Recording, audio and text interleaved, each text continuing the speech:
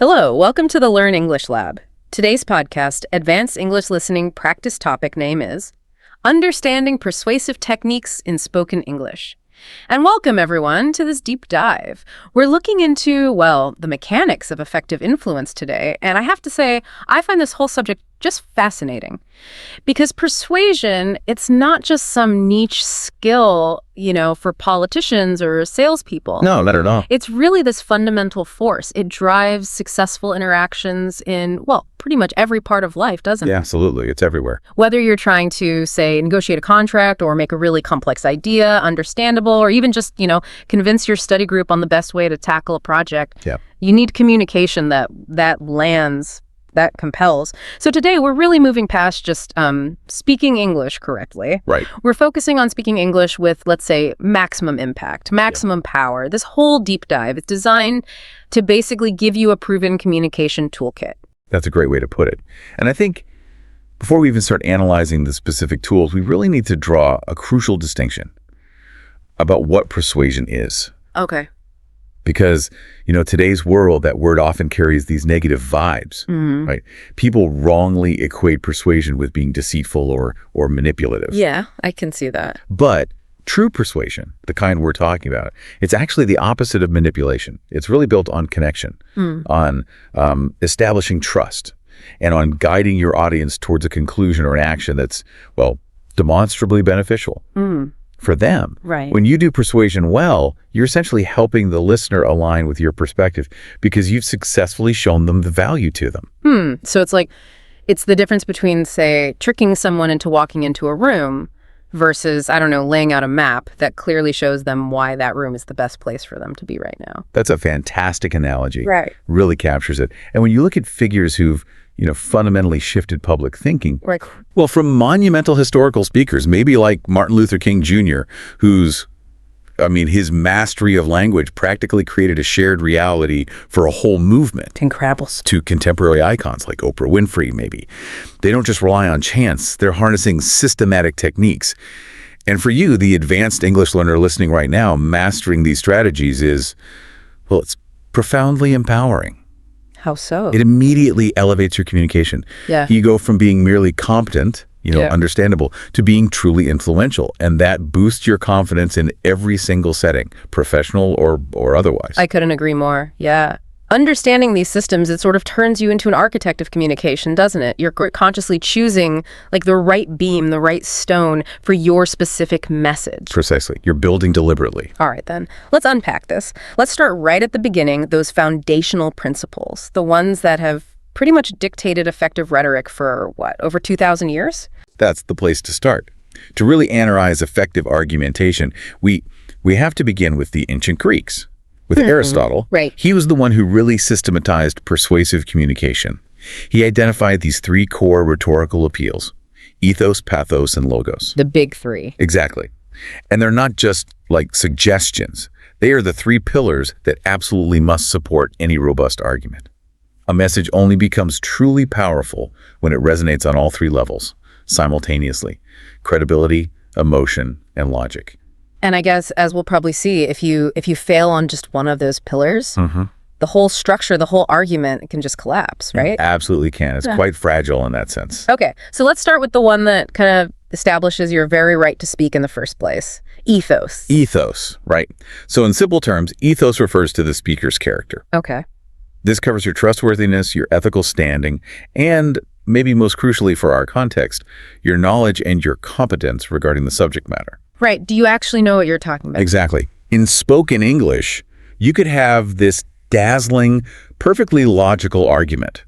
But if the audience doubts your authority, or even just your sincerity, they simply won't be moved. People follow, and they're persuaded by those they respect and believe in. Okay, that raises a really interesting point, though, because ethos feels like something you earn over a lifetime. It's reputation. It often is, yes. So how do you actively, and maybe more importantly, authentically establish that credibility in the brief window of a speech or a presentation or maybe a negotiation? That's the challenge. It's definitely a mix of both, earn reputation, and reinforce communication in the moment. The key is strategic self-presentation. Okay, how? Well, first, you generally need to introduce your expertise early on. But, and this is critical, you have to do it without sounding like you're bragging or being self-aggrandizing. Tricky balance. Very. Second, the style of your language really matters. You want to use humble, maybe collaborative terminology. When you avoid that air of arrogance, your knowledge feels more accessible, doesn't it? It invites the audience into the conversation rather than just, lecturing them. Right, you're talking with them, not at them. Precisely. And third, perhaps most practically, you must always ground your claims, either in verifiable, reliable external sources, or, often most powerfully, in specific, relevant personal experience. Yeah, the personal touch. That experience provides a really practical anchor to what might otherwise be just abstract knowledge. I'm thinking about that typical professional pitch phrase you hear sometimes. As someone who's managed successful marketing campaigns for over a decade, I can assure you the strategy works. Mm-hmm. The speaker isn't just saying, trust me because I'm smart. They're saying, trust me because I have a decade of proven, quantifiable results that directly apply to your problem. That shift, it feels really potent. That shift is absolutely spot on. That's the core of effective ethos building in that context. And if we look at a bigger, maybe more iconic example, think about Steve Jobs launching the iPhone back in 2007. Oh, yeah, legendary. He didn't just walk out and list a bunch of features, did he? No, definitely not. He spent significant time establishing that this moment, this product, was a continuation of Apple's long-standing tradition of, revolutionizing technology. He literally framed the introduction by saying, Apple reinvents the phone. Right. Big claim. Huge claim. But his ethos was established through the company's reputation for innovation, sure, but also his own track record as his visionary leader and his unwavering, almost religious confidence in the product itself. The audience trusted him, not just because he was speaking, but because his entire career history, Apple's history, it was all speaking through him in that moment. That's a deep dive into corporate ethos, for sure. But, okay, let's bring it back to our advanced learners. Maybe they're facing a high-stakes job interview or a presentation in English as a second language. The pressure to establish that quick ethos must be immense. Oh, absolutely. What are some, tactical moves they can make? Tactically, preparation is probably your biggest asset. For an interview or maybe a debate, focus really intensely on preparing a concise, powerful self-introduction. Okay. Instead of just listing off generic skills, try to craft a sentence or two that sincerely connects your past accomplishments directly to the task at hand. Give me an example. Okay, so instead of saying, I'm good at teamwork, maybe say something like, in my last role, I actually led a cross-cultural team that achieved a 15% efficiency improvement. See the difference? Yeah, much more specific, concrete. Exactly. The specific detail, combined with a sincere, measured tone, will make you sound inherently more authoritative. Yeah. Even if you're battling nerves or, a heavy accent. Furthermore, practice using linking phrases. Things like, based on my experience, or having worked in this field for X years, I can assert that. Yeah. These simple phrases, they verbally signal to your listener that your argument isn't just opinion, it's grounded in authority. Okay, so ethos is the foundation of respect, of credibility. Now, what about pathos? That feels like the emotional engine, right? Absolutely. Pathos is what moves an audience from just, intellectually agreeing with you to being genuinely motivated to act. It's often said, and there's a lot of truth to it, that human decisions are overwhelmingly driven by emotion, not purely by fact. Yeah, you hear that a lot. We buy on emotion, justify with logic later, that sort of... It's the idea. Pathos uses vivid language, stories that people can really relate to, and empathy. It tries to bypass those purely intellectual filters and create a connection that makes the message memorable. Makes it stick. Exactly. If you successfully capture your audience's heart, you've essentially unlocked their motivation. The goal of pathos isn't just to make your audience understand the issue. It's to make them truly care about the outcome you're proposing. Okay, pathos sounds incredibly powerful, but it also feels like maybe a double-edged sword. How so? Well, how do we inject that necessary emotional weight without slipping into, melodrama? Or worse, maybe running the risk of alienating or polarizing the audience if we push the wrong emotional buttons. That is a critical challenge. Yeah. You're right. And the ethical line is always, always present. Good pathos, ethical pathos seeks shared human experience, things like hope, joy, concern, solidarity. Okay. Poor pathos, manipulative pathos, relies on cheap sentimentality or fear-mongering. The techniques themselves, they rely heavily on sensory and evocative language. We swap abstract concepts for shared, concrete human stories or anecdotes. Like the example you gave earlier. Right.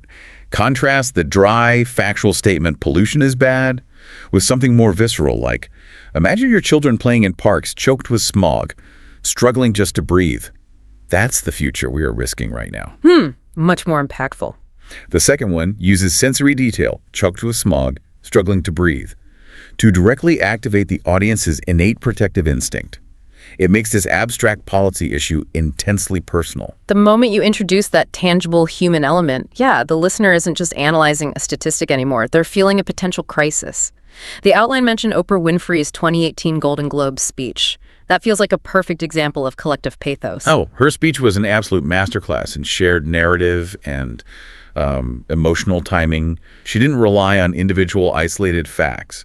She drew on the collective experiences of women's struggles, leveraging that shared anger and pain, but then beautifully transitioning into a message of immense hope and solidarity. Yeah, I remember that. Her famous call to action, it wasn't just logical, it was so emotionally charged by the story she referenced. By framing that moment as a shared turning point, she created this incredible feeling of unity that amplified her voice far beyond just her individual celebrity status. And we can see this applied even on a micro scale, right? Like in sales, the real estate agent isn't just selling four walls and a roof. Exactly. They're selling a future. They appeal directly to aspiration, shifting the focus from the investment details to the fulfillment of a life goal. Right. Like, picture waking up to this ocean view every single morning. It's not just a house, it's your dream home, it's the sanctuary you've earned.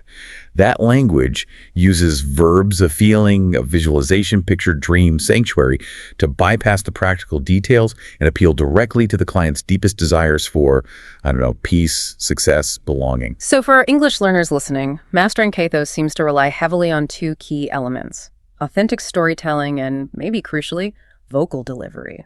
Absolutely spot on. First, start incorporating short, relevant personal stories into your arguments. Even when you're just trying to persuade a friend about something simple, frame the argument around a previous shared emotional peak. How would that sound? Maybe something like, hey, remember that incredible feeling of accomplishment when we finally finished that tough project last semester?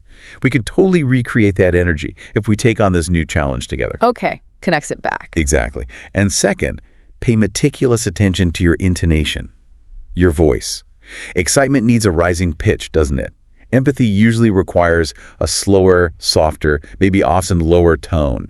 If you're describing something dramatic, inject pauses. Build that tension.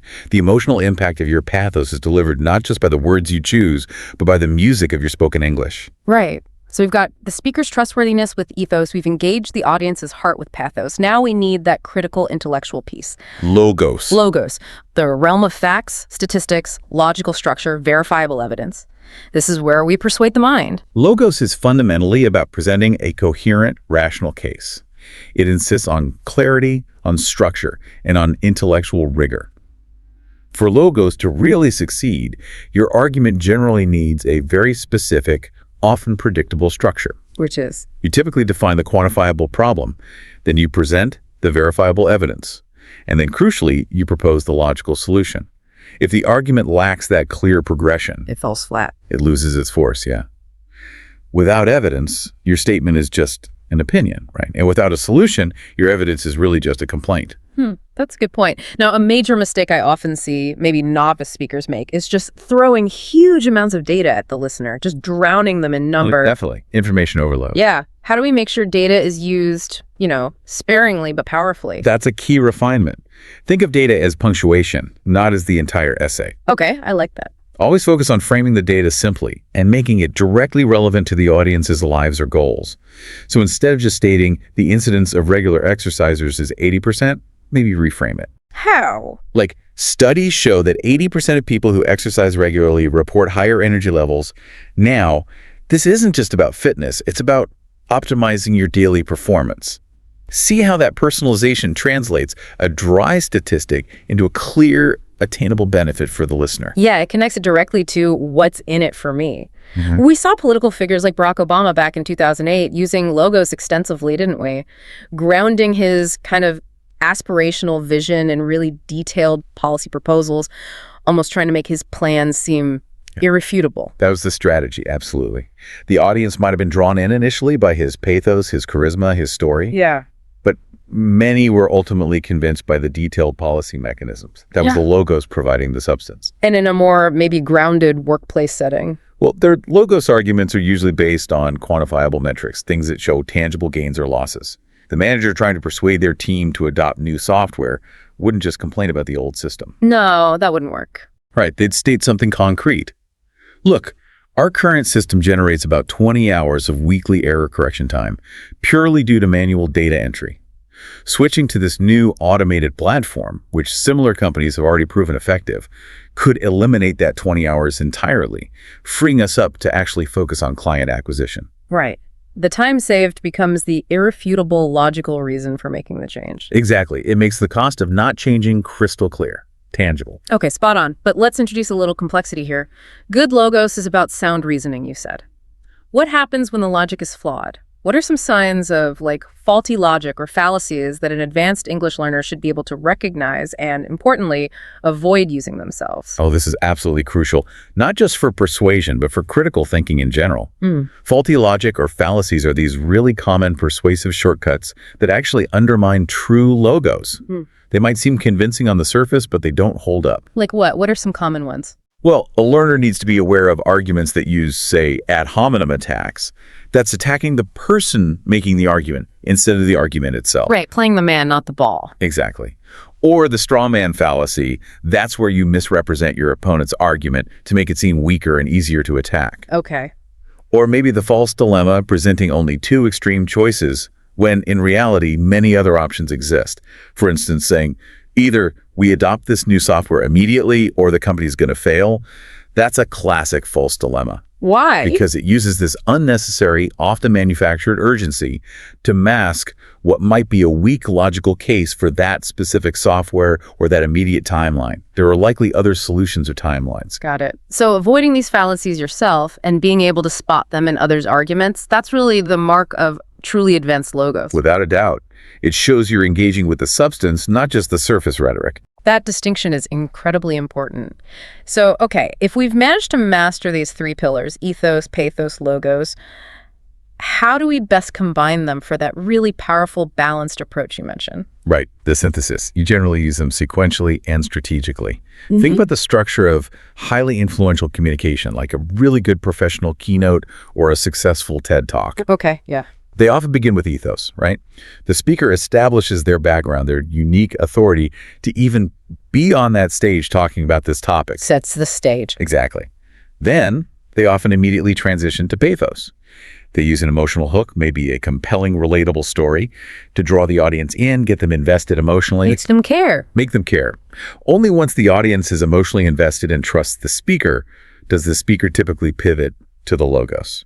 That's when they present the scientific data, the research findings, the logical step-by-step argument that justifies their big idea. So it's like a journey, respect, heart, then mind. That tripartite structure, respect, heart, mind, creates this comprehensive, almost inescapable appeal when done well. It addresses every part of the human response. It really is a complete persuasive package, isn't it? Engineered to connect on multiple levels. That's the goal. Okay, we've established a foundation. Now, let's look at the next layer, the linguistic toolkit. The things that take a solid argument and make it, resonant, memorable, maybe even rhythmic. This is where we dig into the art of wordplay. The techniques that really make an idea stick. Here's where it gets really interesting. Yeah, these devices, they're like the texture and the rhythm of persuasion. They transform just standard sentences into something that has cadence, flair, and maybe most importantly, it's just easier for the listener's brain to recall later. Mastering these really shows an advanced command of the English language. Okay, first up, repetition. Now, this seems deceptively simple. It does, but its effect is profound. It acts like an insistent drumbeat, like you said, driving that core idea deeper and deeper into the audience's mind with every single iteration. How does it work? Well, it works on both intellectual and emotional levels, which is key. We rely on two primary types generally. There's anaphora, that's repeating a word or phrase at the beginning of successive clauses or sentences. That builds immense momentum. Okay. And then there's epiphora, that's repetition at the end of successive clauses. That tends to create a unifying sense of closure or emphasis. The ultimate example, of course, remains Martin Luther King Jr.'s "I have a dream" speech. Unforgettable. That repeated phrase, "I have a dream," it didn't just emphasize his vision. It created this powerful shared auditory expectation in the crowd. It built this incredible wave of emotional and auditory momentum. It was structural genius. Okay, but crucially, let's think about how repetition interacts with varying sentence length. Because just repeating the same 5-word sentence 4 times in a row, that gets monotonous pretty fast, right? Absolutely. That's the key to using repetition effectively at an advanced level. The power comes from variation, particularly variation in complexity around the repeated element. How do you mean? Well, you might state the core phrase quite simply.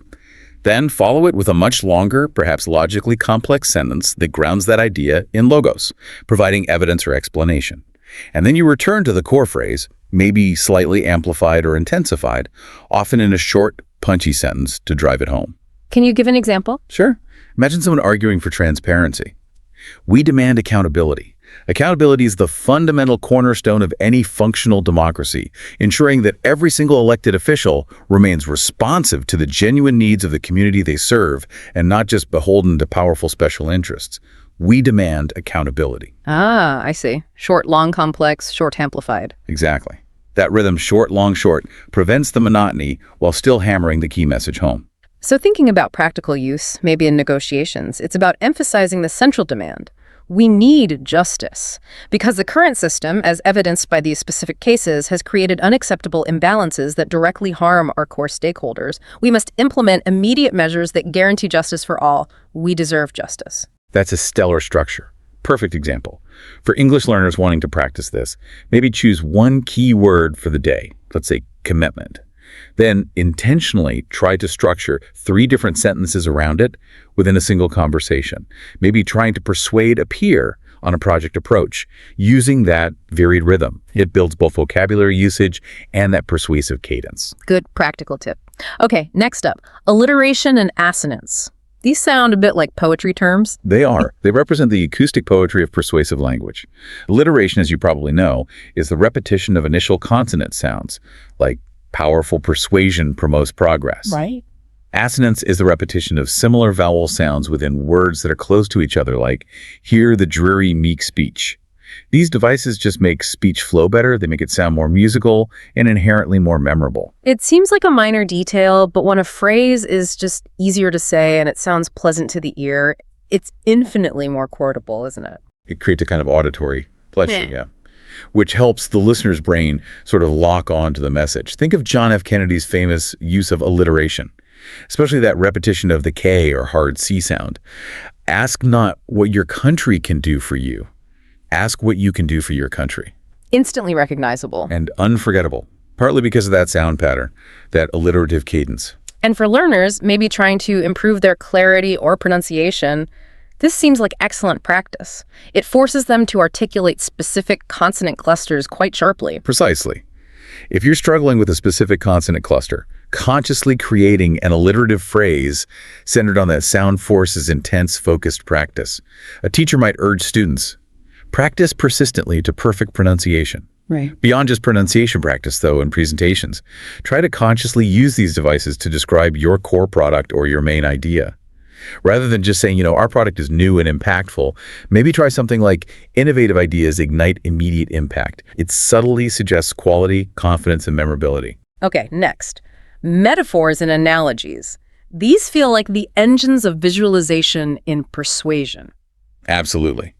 They're essential tools for taking abstract, maybe complex ideas the listener might otherwise reject, just due to their complexity and grounding them in familiar, concrete reality. I'm making the unfamiliar familiar. Exactly. These figurative tools bridge that gap between the known and the unknown, which is absolutely fundamental to successful persuasion. A metaphor asserts that one thing is another, like our economy is a runaway train, creating an instant, vivid mental image. Okay. An analogy explains a difficult concept by comparing it to a familiar parallel situation, like learning English is like building a house. You need a strong foundation before you start worrying about the fancy decorations. They basically reduce the cognitive load required to grasp a new concept. It must be indispensable in business, especially when someone's presenting truly disruptive technology or maybe complex financial models. Oh, incredibly so. Consider how Elon Musk successfully persuaded initially skeptical investors about the feasibility of reusable rockets for SpaceX. That was a huge conceptual leap. Right. Seemed impossible to many. Instead of launching into really complex aerodynamics and orbital mechanics calculations, he used this powerful, incredibly simple analogy. He described the rocket as being like a reusable airplane. Everyone understands the basic principle of an airplane landing and taking off again. By associating the complex, high-risk venture of rocketry with the known, accepted concept of aviation, he dramatically simplified the idea of technological feasibility and, crucially, reduced the perceived investment risk in the minds of his audience. Yeah, it minimizes that fear of the unknown by linking it to something known. And this works just as well in daily life, I suppose. Certainly. Think about explaining saving money. You could say, saving money is like planting seeds. You have to wait patiently, nurture them carefully, and they will eventually grow into future financial security. This gives a clear, almost agricultural structure to the abstract, often quite daunting concept of long-term financial planning. Makes it feel more organic, less stressful. Exactly. For advanced learners, actively using figurative language and storytelling adds real depth and sophistication. When describing, say, a new collaborative group or club, saying it's a melting pot of minds just bubbling with brilliant ideas is far more persuasive and evocative than just calling it a diverse team. The metaphor instantly communicates energy, collaboration, and the potential for success. Okay, last pair in this section, hyperbole and understatement, playing with emphasis. Right. These techniques deal with emotional weighting, often through exaggeration or minimization. They need to be used judiciously, though, often to insert humor, irony, or maybe extreme emphasis. Hyperbole is that deliberate, extreme exaggeration for dramatic effect. I'm starving, or I have a million things to do today. We use that all the time. All the time. Understatement, conversely, is minimizing the severity or importance of a situation, usually for ironic impact, like saying, well, the surgery was a small inconvenience, when describing a major, life-altering procedure. Right. Hyperbole feels like the shared language of complaint and humor, doesn't it? It seeks common ground through that shared, slightly absurd exaggeration. Exactly right. Comedians rely heavily on it because it triggers immediate collective recognition and laughter. When someone like, say, Ellen DeGeneres quips, "Traffic was so bad this morning, I think I aged a decade just waiting," the audience laughs because they recognize that feeling of endless frustration.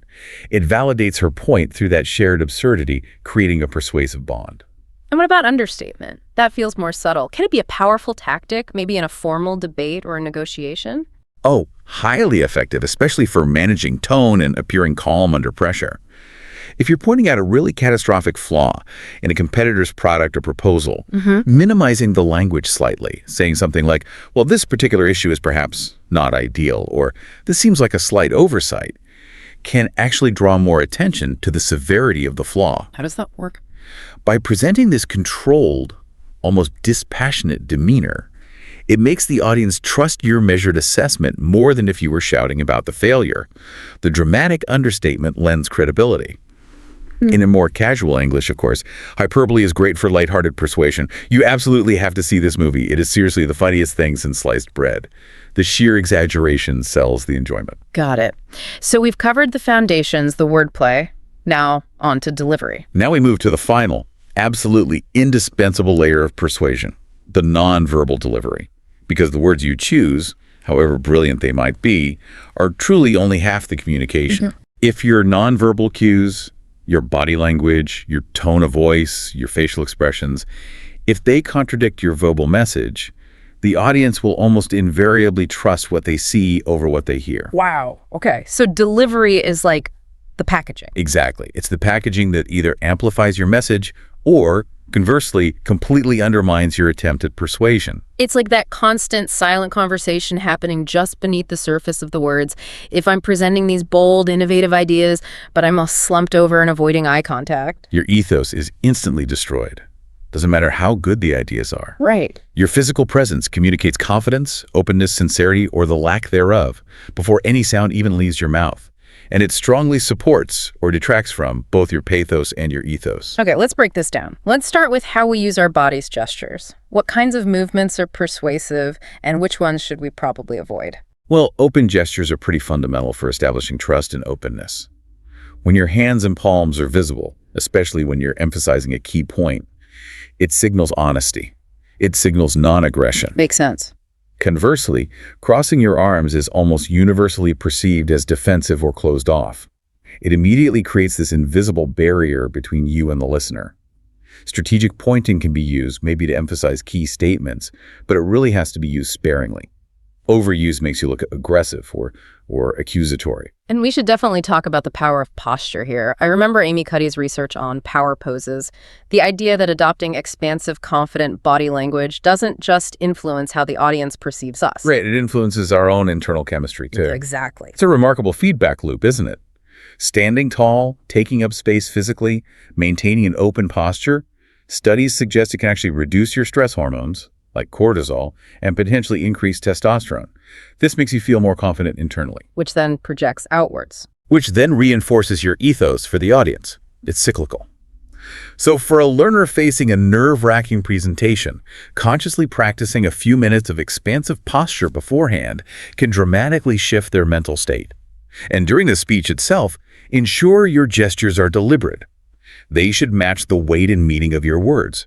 If you say, "We have two clear goals," maybe hold up two fingers. If you speak of inclusion or breadth, gesture expansively with open arms. Making the body language congruent with the message. Precisely. Okay, what about facial expressions and eye contact?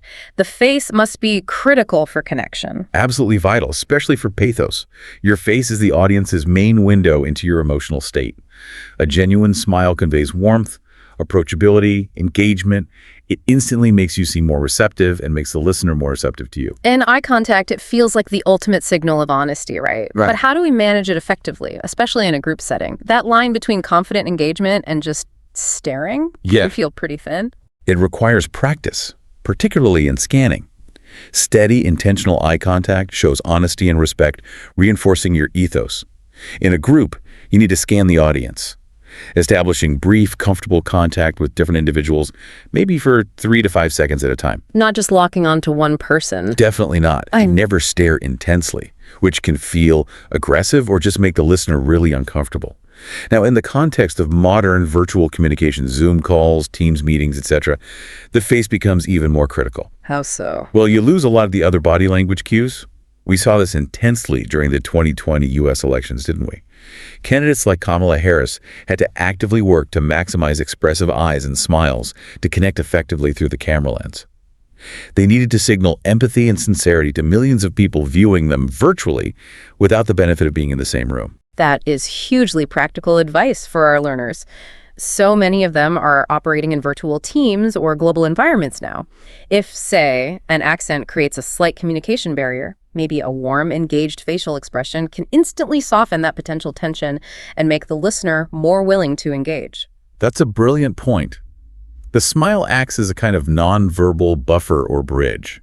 Practice speaking in your virtual calls while consciously ensuring your eyes look engaged, maybe slightly wider, and that you're offering genuine smiles.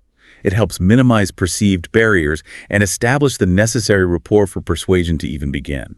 Okay, finally in this section, let's turn to the auditory pools. Tone, pace, and volume. These control the whole experience of listening, don't they? They absolutely shape the emotional landscape of your delivery.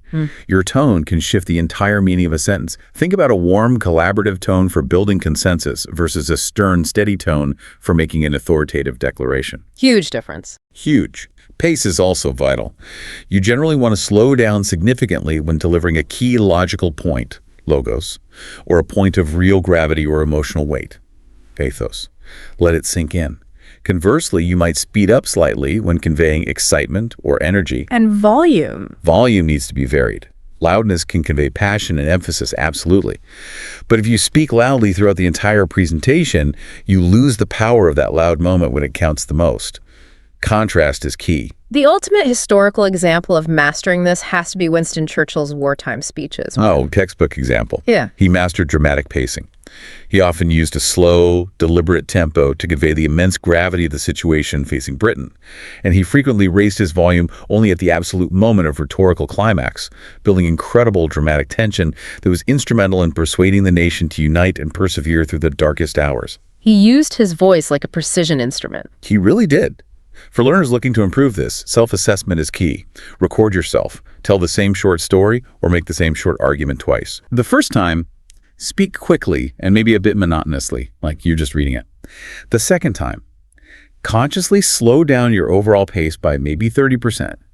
Deliberately vary your volume for emphasis, and use pitch changes to highlight maybe 3 key words in the argument. And then listen back. You will immediately perceive how that deliberate pace gives your most important logical points time to actually register in the listener's mind. It makes the logos land with much greater weight and impact. Great exercise. Okay, so we've assembled all the parts.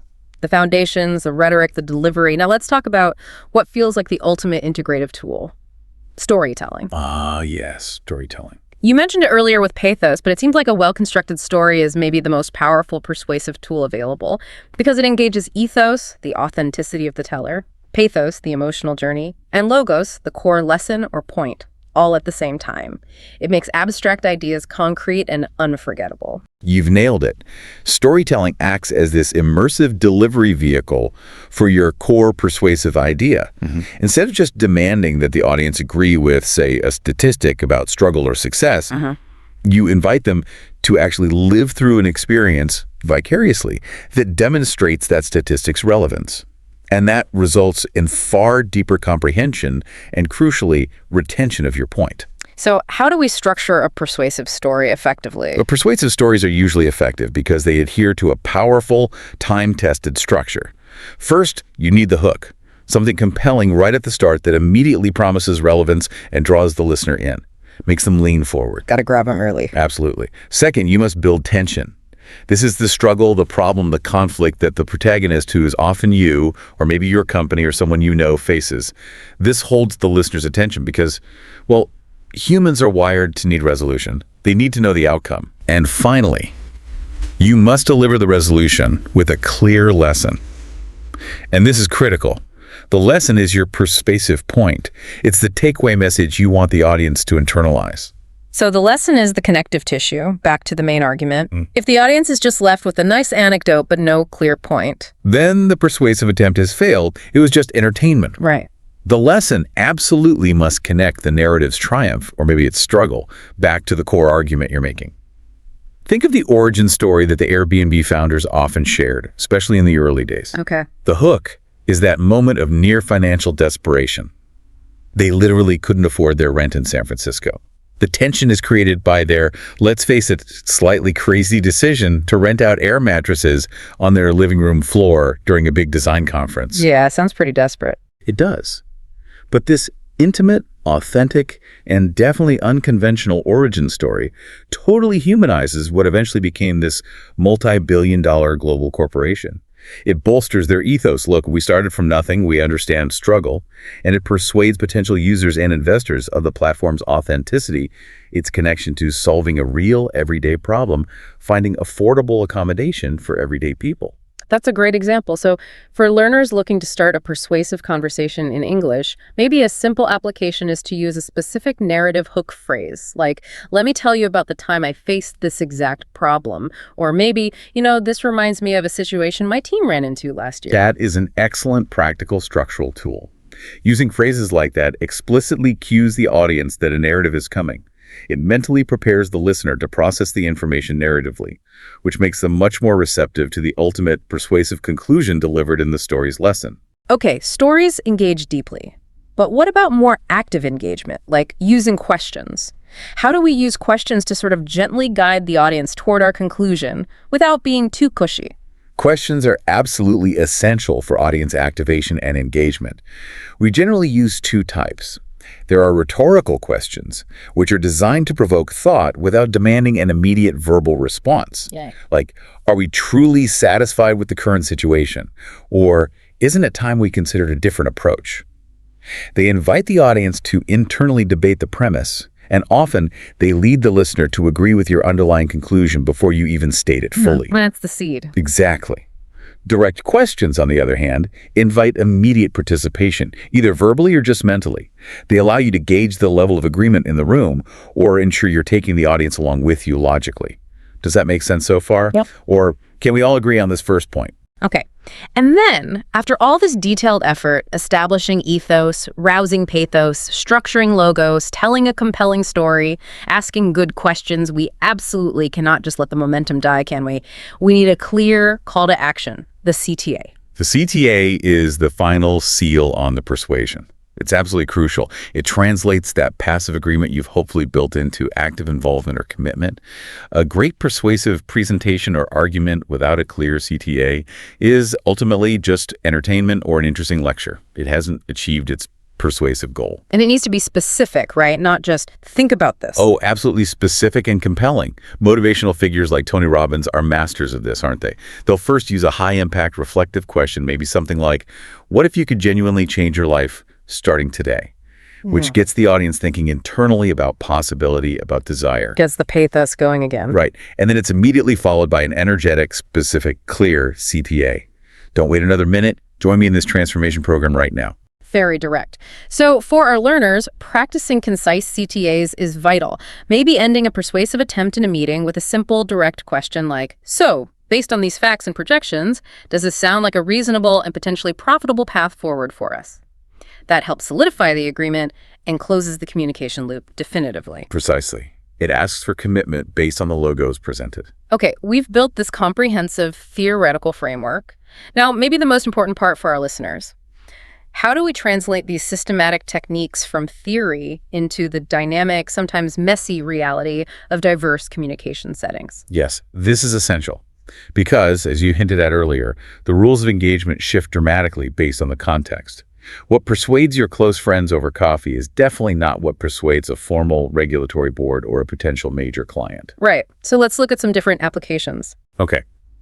In everyday conversations, persuasion usually leans very heavily on pathos and relatable stories or shared experiences. You might use shared memories, future aspirations. If you're trying to persuade a friend to go to a specific concert with you, you invoke shared joy, right? Hey, remember how alive we felt at that amazing show last year? This new band totally captures that same energy. It'll top it. It's almost entirely relational and emotional. Makes sense. What about professional settings? There, the balance generally shifts much more towards logic and authority. Job interviews, for example, demand a really tight blend of ethos, proven by your specific examples and experience, and logos, quantifying your achievements whenever possible. In my previous role, I reduced overhead costs by 12% by implementing X system. Okay. Presentations in a professional context often require a fluid blend of all three appeals. You might use visuals, graphs, charts to support the logos data, maybe share a brief, relevant client success story for pathos, and establish your credibility with a sharp, concise introduction for ethos. And what about public speaking or formal debates? In those high-stakes arenas, the structure needs to be incredibly robust. Repetition is often used for maximum impact and memorability, and logos is constantly under attack from the opposition, demanding that your evidence be impeccably sourced, clearly explained, and structured logically to anticipate and deflect counter-arguments. It's like rhetorical armor. It is. And we see a powerful modern blending of these techniques in the rhetoric of someone like Greta Thunberg. Her climate speeches have resonated globally, haven't they? Definitely. And that's largely because they masterfully blend intense, challenging pathos, confronting audiences directly with phrases like, "How dare you?" which appeals to morality and emotion with absolutely unassailable logos, relentlessly citing clear, referenced scientific facts and reports. This combination makes her core argument incredibly difficult for world leaders or skeptics to simply dismiss. Yeah, she effectively shields her powerful emotional claim with this overwhelming wall of logical data. That combination is what gives her rhetoric such undeniable weight, isn't it? Precisely. It's a masterclass in blending appeals for maximum impact. Okay, this brings us to a really crucial area for our listeners: cultural considerations. Persuasion isn't some monolithic global practice, is it? The effectiveness of these very techniques must change dramatically across different cultures. This is perhaps the greatest nuance and challenge for advanced English learners operating in international contexts. You're absolutely right. We often need to distinguish between what anthropologists call high context and low context communication styles. Explain that a bit. Okay, so in low context cultures, which includes many Western professional environments, like parts of the US, Germany, Scandinavia, communication tends to be very direct, explicit, and relies heavily on clear logos and unambiguous calls to action. In that setting, too much indirectness, maybe too much elaborate pathos, or focusing too much on relationship building before getting to the point might sometimes be seen as inefficient or even confusing. Okay, get straight to the facts. Pretty much. However, in high-context cultures, common in many parts of Asia, Latin America, the Middle East, and Africa relationships, nonverbal cues, shared history, and maintaining harmony are often prioritized. Yeah. In these settings, a very direct, purely logos-based argument, especially if delivered too forcefully or without sufficient rapport building, can actually backfire badly. How so? It might be perceived as blunt, disrespectful, or potentially destabilizing to the group harmony. In a high-context setting, establishing ethos through demonstrating respect, building personal connection, and perhaps using subtle pathos through allegories or shared values might be absolutely necessary before the core logical argument is even presented formally. Wow. So the order and emphasis of ethos, pathos, logos might need to shift depending on the cultural context? Precisely. Learners absolutely must adapt their approach.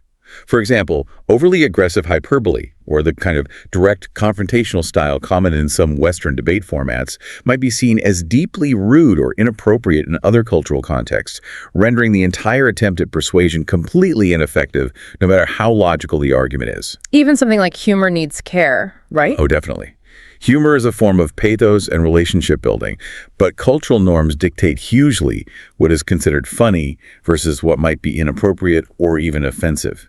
Using humor across cultures is very tricky territory. So how can learners practice navigating this delicate cultural balance effectively? It sounds quite complex. It is complex, and it requires ongoing learning and sensitivity. One practical step is to seek out low-stakes, structured environments where they can experiment safely.